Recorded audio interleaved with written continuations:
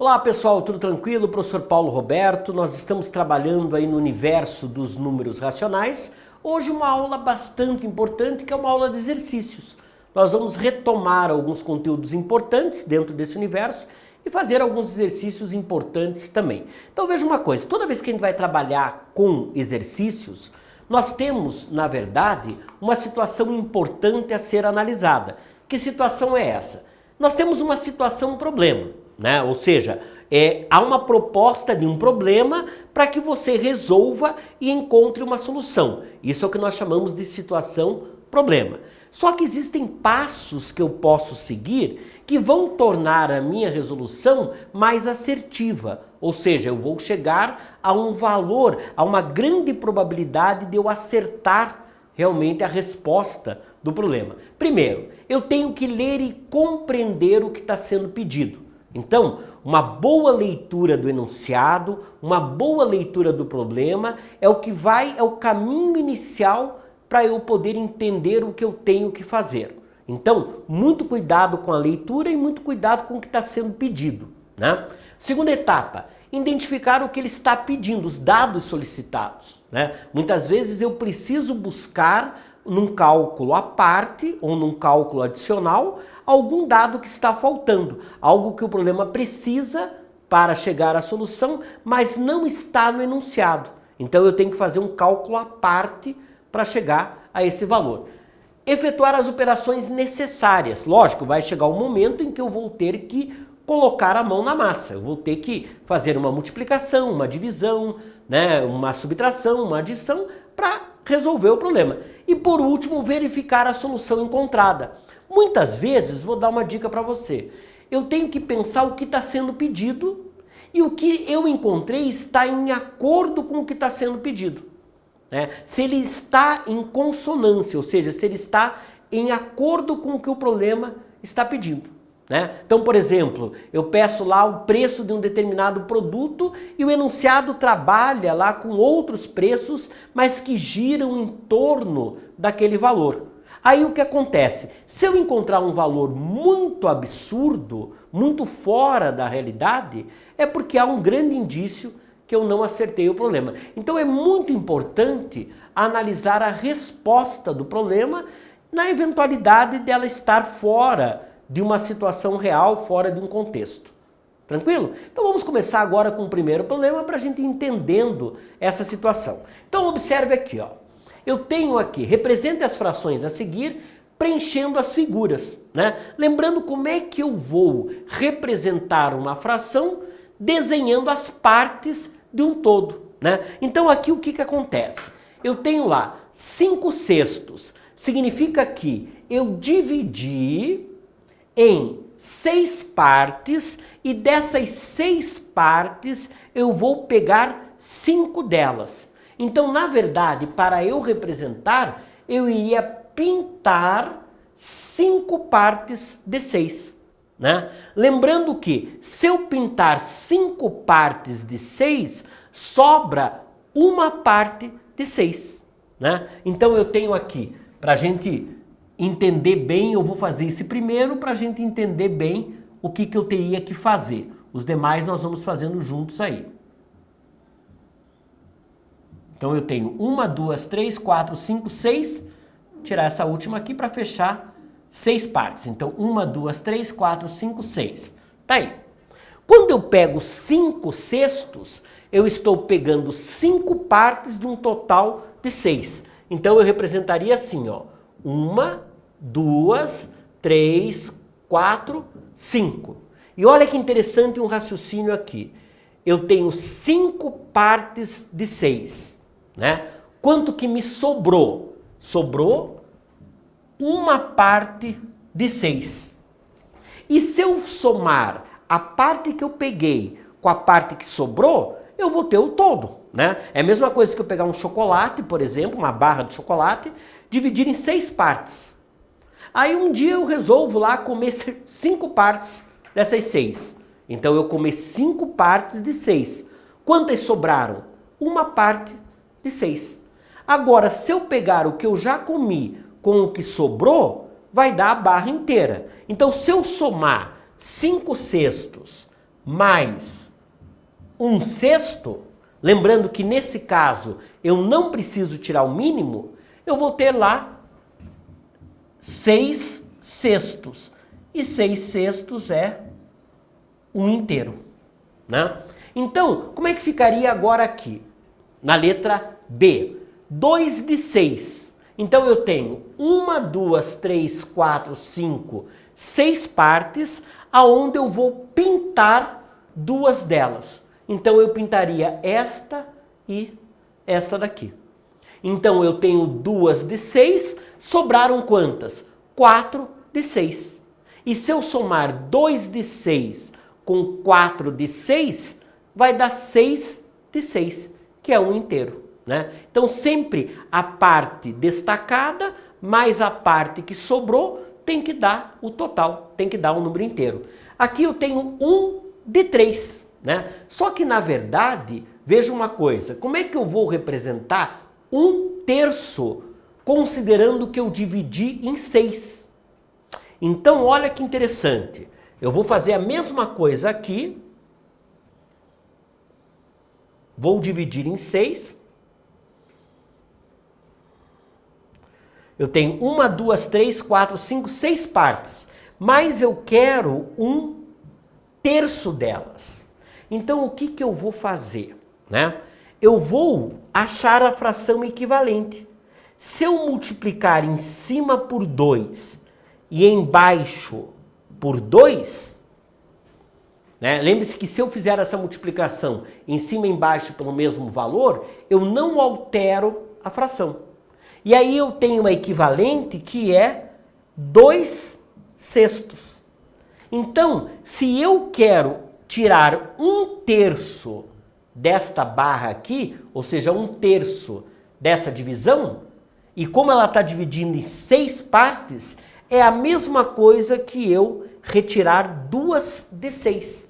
Ao retirar 2/6, eu estou tirando 1/3, equivale a 1/3, né? Então, como ela está dividida em 6 partes, para eu tirar 1/3, eu tenho que tirar 2/6, que é a mesma coisa que 1/3. São frações que se equivalem. Se eu simplificar o 2/6, eu vou dividir por 2, vai dar 1. Eu vou dividir por 2, vai dar 3. Então, são frações equivalentes. Aqui, 3/6. 3/6 é exatamente 3/6. Mas olha que interessante também, eu poderia pensar assim. 3/6, eu posso simplificar isso por 3. A hora que eu simplifico 3 por 3, dá 1. E a hora que eu simplifico 6 por 3, dá 2. Então, na verdade, 3/6 equivale a metade. E olha que interessante. Se eu retirasse 3/6 aqui, eu iria pintar 3 quadrados de 6. Mas a partir do momento que eu pinto 3 quadrados de 6, eu estou pintando exatamente a metade, que é meio. Então são frações também equivalentes. Então esse problema foi interessante porque nós retomamos alguns aspectos importantes sobre frações e como eu represento essas frações de forma equivalente ou de forma natural, como ela vem representada. Vamos a um próximo problema aqui. Então, agora já é uma forma de eu transpor da linguagem, né, por extenso da linguagem, para uma linguagem matemática. Então, veja uma coisa, na letra A, eu vou só colocar aqui os parênteses para a gente ir preenchendo junto aqui na sequência. Né? Não precisa copiar os números, mas a gente vai preenchendo os parênteses. Eu vou preencher só a segunda coluna aqui em comparação com a primeira. Então, na segunda coluna eu tenho aqui 1, 2, 3, 4, 5 parênteses, né? E eu tenho aqui 11/31. Aí eu tenho 3/7, 3/8, 11/30 e 5/14, né? 11/31, 3/7, 3/8, 11/30 e 5/14. Lembrando que quando o denominador é maior que 10, eu tenho que usar, né, o termo avos ali em seguida para representar. Então vamos lá. Olha o que ele diz na letra A. Na letra A ele fala assim, de uma pizza de 8 fatias, alguém comeu 3. Então esta pessoa comeu 3 fatias de 8. 3/8. Aonde que nós temos o 3/8? Aqui. Então a letra A está aqui, 3/8. Vamos ler a letra B. 3 dias de uma semana. Uma semana tem quantos dias? 7 dias. 3 dias de uma semana são 3/7, né? Então o nosso 3/7 está aqui. Letra C. 5 dias de 2 semanas. 2 semanas são 14 dias. 5 de 14. Então a nossa letra C está aqui, né? 5 dias de 2 semanas. Os 11 primeiros dias do mês de janeiro. Lembre-se que janeiro tem 31 dias. Então os 11 dias de 31 são 11/31. Então a nossa letra D está aqui. E por último, os 11 primeiros dias do mês de junho. Junho tem 30 dias. Então, né, lembrando lá, janeiro, aquele macetinho, janeiro, fevereiro, março, abril, maio, junho. Então junho, 30 dias. Se junho tem 30 dias, os 11 primeiros dias de um total de 30 seria 11/30. Aqui nós temos a letra E, né? Problema importante é onde nós fizemos a transposição da linguagem para a linguagem matemática, ou seja, fizemos a representação da parte pelo todo através de uma fração. Vamos para o próximo problema? Observe aqui, né? Circule a maior fração em cada item. Observe que neste caso aqui, eu tenho o mesmo denominador. Então pense uma coisa, aqui eu vou dividir 300 por 517. É como se eu tivesse 300 balas para 517 pessoas, né? Agora eu diminuí a quantidade de balas, o numerador diminuiu, mas eu tenho a mesma quantidade de pessoas. Então, se o numerador diminui e o denominador é o mesmo, o resultado desta divisão diminui. Então, quem é a maior fração aqui? 300 por 517. Esta é a maior fração. Por quê? Tendo denominadores iguais, quem tiver o maior numerador vai ter o maior resultado da divisão, né? Aqui eu estou dividindo mais pelo mesmo valor, né? Aqui eu estou dividindo menos pelo mesmo valor. Então esta daqui é a maior fração. Neste caso é diferente. Observe esse caso aqui.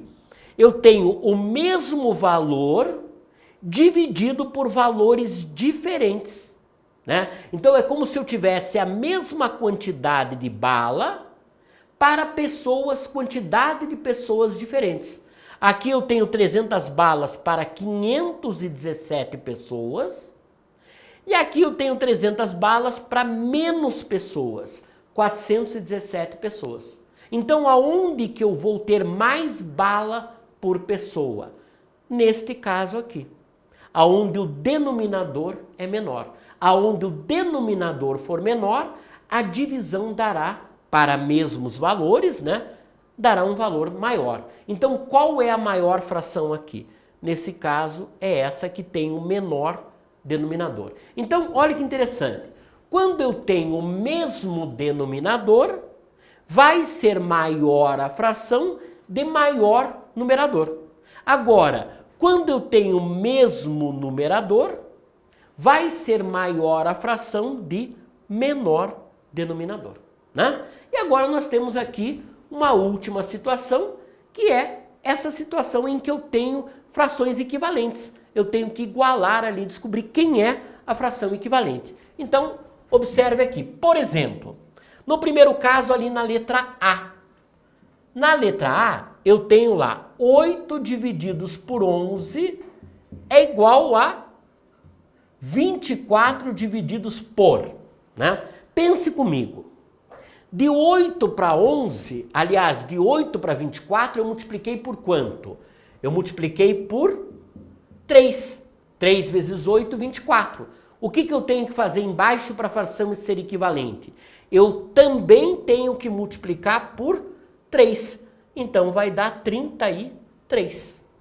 Então, 8 por 11 é equivalente a 24 por 33.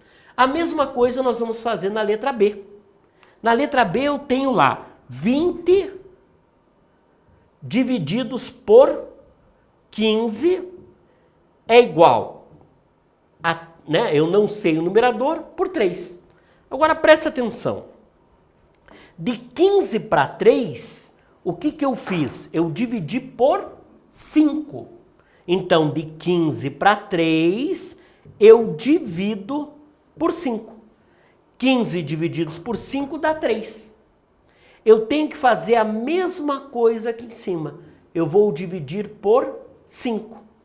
Aí 20 divididos por 5 dá 4. Ok? Então também 20 sobre 15, 20 quinzeavos é igual a 4 terços. Vamos fazer agora esse daqui de cabeça juntos? Observe aqui. De 10 para 2, eu dividi por 5. Então fica 10 divididos por 5 dá 2, 40 divididos por 5 dá 8. Então aqui eu teria lá 2 oitavos. Agora eu estou comparando aqui, ó, com 800. Aí eu vou pensar aqui, de 8 para 800 eu multipliquei por 100. Então aqui eu também tenho que multiplicar por 100. Vai dar 200. Ok? Então veja que aula importante, onde nós trabalhamos, né, retomamos alguns aspectos importantes do cálculo aí das operações com frações. Ok? Até um próximo encontro onde a gente dá sequência a essa resolução.